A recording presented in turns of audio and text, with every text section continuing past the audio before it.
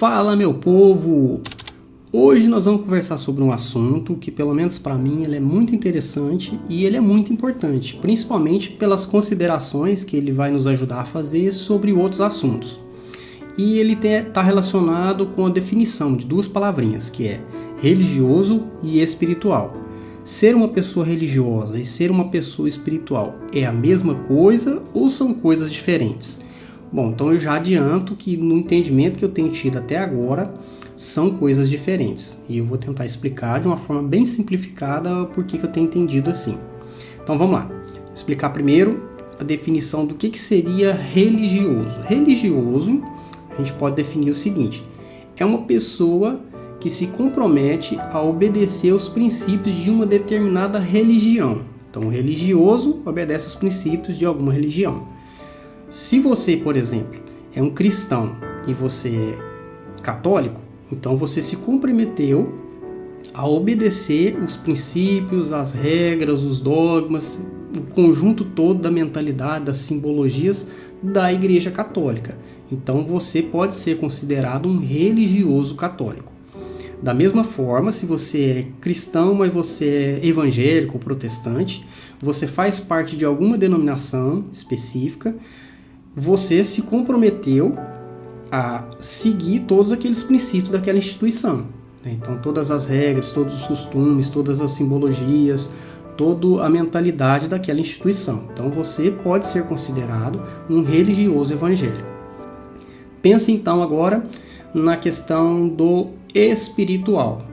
Vamos usar a mesma lógica que a gente usou para definir a questão do religioso, a gente usa para definir o espiritual. Então, espiritual seria uma pessoa que se compromete a obedecer os princípios do espírito.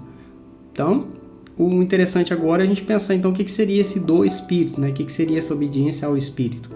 A gente conversou bastante sobre isso num videozinho que a gente falou sobre a questão de salvação, o que fazer para ser salvo. Então, se você assistiu, a gente conversou bastante sobre isso e eu creio que essa ideia já está um pouquinho mais clara. Se você não assistiu, dá uma assistida lá ou leia o texto que eu vou citar agora, que é esse texto que eu quero usar, que a gente usou lá no vídeo, que é o texto que está em João, Evangelho de João, capítulo 3, que Jesus vai conversar ali com um religioso daquela época, que era o Nicodemos. E aí, no meio dessa conversa, Jesus vai falar sobre um assunto chamado novo nascimento. E aí, ali na conversa, ele fala para o Nicodemos que era necessário nascer de novo. E aí eu não vou explicar isso de novo, né? Que é uma coisa bem ampla, que dá para pensar muita coisa. Mas resumidamente seria isso. Ele fala para ele que as pessoas precisavam nascer de novo. E uma das coisas que aconteciam com quem nasce de novo era receber um novo espírito e o Espírito Santo de Deus passaria a habitar nessa pessoa. Então, quando isso acontecesse, duas coisas interessantes iam passar a acontecer nesse ponto. As pessoas seriam capazes de discernir as coisas que eram necessárias, de entender, né, de compreender e de conseguir obedecer. Então daí vem essa expressão, né? A pessoa espiritual é a pessoa que consegue passar por esse processo e consegue então obedecer esses princípios do Espírito. Quando a gente fala do Espírito, você pode entender uma junção do Espírito Santo de Deus com o seu Espírito que foi, vamos dizer assim, nasceu de novo, né? Um novo Espírito. Em outras palavras, você também poderia usar, resumidamente, como se fosse alguém que está obedecendo os princípios de Jesus. Né? Se você se entende os princípios e está obedecendo os princípios de Jesus, você é uma pessoa espiritual, segundo esse conceito aí do Novo Testamento. Outra coisa legal, quando a gente pensa sobre isso, é o oposto do que é ser espiritual, né? Que nesse contexto do Novo Testamento, ele vai explicar para nós que o ser humano, no seu estado natural, ele é chamado de carnal ou natural, né? A própria palavra natureza. Então, não importa que tipo de pessoa você seja. Você pode ser uma pessoa boazinha, uma pessoa normal ou uma pessoa muito ruim. Qualquer um dos múltiplos estados que você possa estar ou ser, você é considerado, ali, segundo o Novo Testamento, como uma pessoa natural, como um ser humano natural, ou carnal, que também vai usar essa expressão se referindo a essa natureza, né, carnal que nós temos, ou natureza, esses instintos naturais que nós temos. Eu quero me focar agora numa questão que é muito importante. Um religioso, ele não pode ser espiritual? E a resposta, não pode. Por quê? A gente pode pensar muita coisa para responder isso, mas eu quero pensar só num aspecto, que se você entender a lógica dele, você vai saber mais ou menos em que direção eu estou querendo caminhar. Vamos pensar o seguinte: o religioso, ele se apega aos princípios da religião. Uma das coisas que é sempre presente na religião é a simbologia. São os símbolos das coisas. E o que é a simbologia? A simbologia está sempre por trás dos rituais. A pessoa pratica um determinado ritual e aquilo é um símbolo de alguma coisa. Então é um memorial, ou normalmente é um memorial que se faz sobre alguma coisa, né? E o religioso, ele tem a tendência a se apegar muito a esse ritual, a essas simbologias, né? E quando ele faz isso, ele acaba naturalmente deixando de praticar o que ele deveria, porque ele ficou tão apegado ao símbolo, né, que ele deixou de praticar o que no final das contas ele deveria fazer. Vou dar exemplos, né, para poder vocês entenderem o que eu estou querendo dizer. Imagina o seguinte, vamos pensar em rituais então. Os rituais, vou falar do cristianismo, a gente está falando aqui do contexto do Novo Testamento, cristianismo, então vale para o católico, como para o evangélico, para qualquer um. Vamos pensar, porque eles têm, os rituais apesar de ser diferente, né, na hora de fazer, o ritual acaba sendo o mesmo. Vamos pensar aqui em 3 rituais básicos, né, vamos dizer assim, da fé cristã. Primeiro, batismo. Você tem o batismo. O que é o batismo? O batismo é um ritual que se faz. A princípio é um ritual que representa alguma coisa, que basicamente ele representaria esse novo nascimento que Jesus falou. Só que o batismo em si, ele não é o novo nascimento, ele é um símbolo do novo nascimento. Então o que acontece com o religioso? O religioso, ele se apega muito a esse símbolo, a essa simbologia.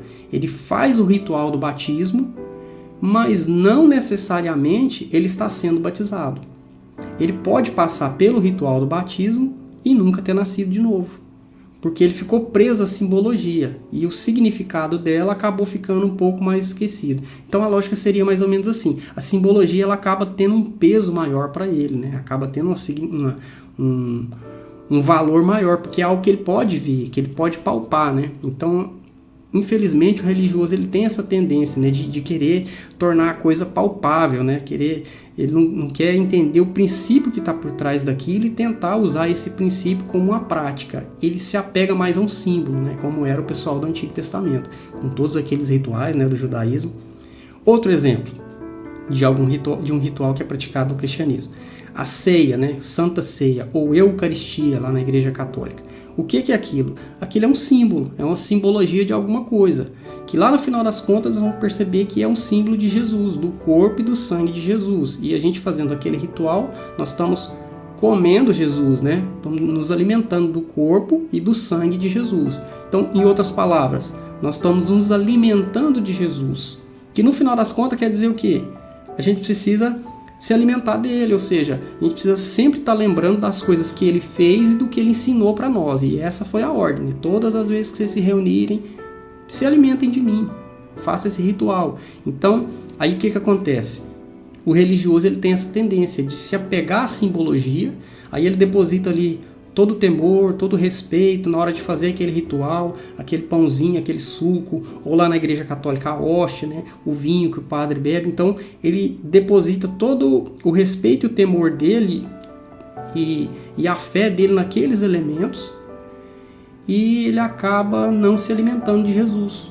Então ele tem todo esse respeito pelo símbolo, ou seja, ele faz o ritual da ceia, mas não toma a ceia, não se alimenta de Jesus.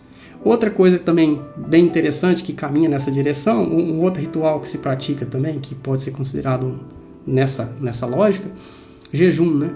As pessoas fazem jejum, fica sem comer, sem beber, e no final das contas, ela pode fazer o jejum, pode ficar sem comer, sem beber, e tem todo aquele respeito, todo aquele sentimento com o jejum literal, né? Fazendo jejum literalmente.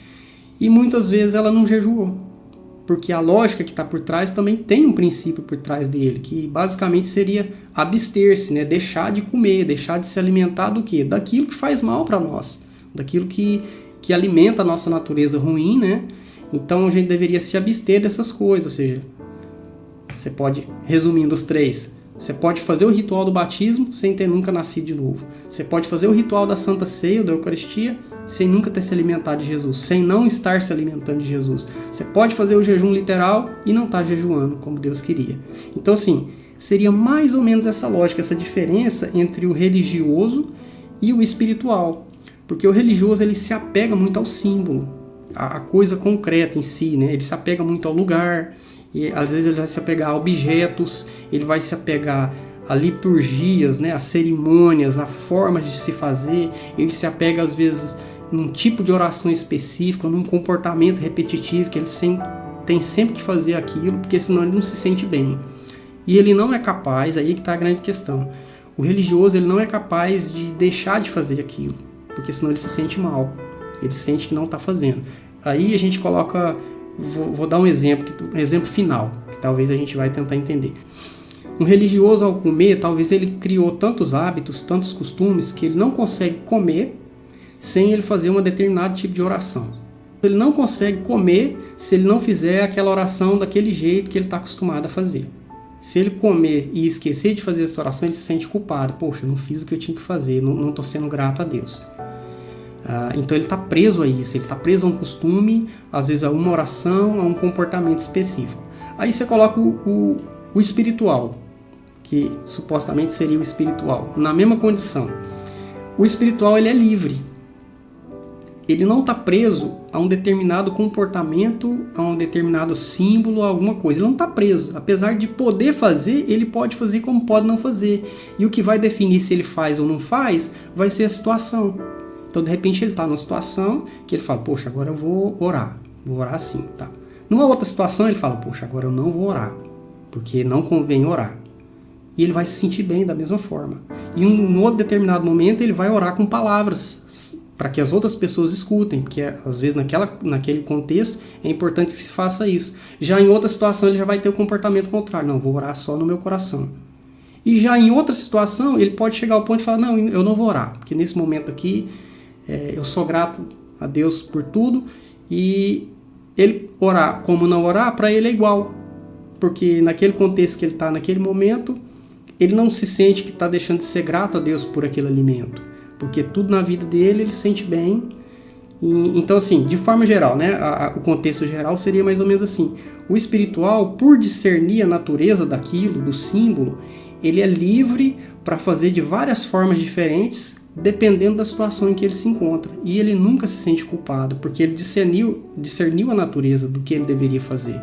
Já o religioso não. O religioso, se ele não fizer daquela forma específica, daquele modelinho que ele aprendeu, e normalmente esse modelinho está sempre relacionado com uma coisa literal, né? com a simbologia, com algo dessa natureza, ele não se sente bem. Ele se sente mal se ele não fizer. Então, isso é só para a gente pensar um pouquinho nessa lógica geral. Então, aqui eu não estou fazendo uma ofensa, né, ao pessoal que se comporta dessa determinada maneira. Eu só estou trazendo uma ideia que eu demorei um tempinho para entender sobre ela. Foi bastante tempo, na verdade, porque eu me julgo o seguinte: eu fui religioso durante um bom tempo da minha vida. E conforme eu ia percebendo as coisas, eu fui, vamos dizer assim, desmamando. Não foi fácil deixar de ter alguns comportamentos que eu percebi, poxa, isso aqui é religioso. Por que eu estou fazendo isso, se eu entendi a lógica do que eu deveria fazer? E então eu comecei, pouco a pouco, a ir trocando essa lógica. Hoje, eu julgo, eu não vou me dizer assim, eu sou espiritual, mas eu sou menos religioso do que eu era antes. Então eu estou numa luta ainda de tentar fazer da melhor forma, né? Porque se eu nasci de novo, se eu entendi as coisas que estão relacionadas ao espírito, né? Ou pelo menos eu estou nesse processo de entendimento, então eu tenho que caminhar nessa direção da liberdade, né? De perceber isso, que os princípios por trás das coisas que foram ensinadas é que são mais importantes, e eles são adaptados para cada situação, né? E não é um ritual que eu vou estar preso nele. Então, assim, espero que essas coisas que eu disse ajudem vocês a pensar um pouquinho mais sobre essa questão. Dentro desse assunto, surge uma outra questão, que é a questão que eu acho que é bem interessante da gente pensar e que talvez a gente possa fazer isso num outro momento, que é a questão de santidade, né? A gente pensar no espiritual. Se eu sou espiritual, se eu tenho essa conduta, como é que é isso, né? Como é que funciona essa coisa? E aí vem essa expressão, santidade, né? Que a gente tem que ser santo. A gente pensar um pouquinho sobre isso aí. Mas esse assunto fica para um próximo vídeo e espero que o que a gente tenha conversado ajude vocês de alguma maneira a melhorar um pouquinho, talvez, né? Ajude às vezes num problema que você está tendo, num conflito, e se isso aqui ajudar, para mim já estou satisfeito, né? Então, ficamos assim. Na próxima a gente continua conversando e se Deus permitir a gente conversa um pouquinho sobre esses outros assuntos aí. Fica na paz.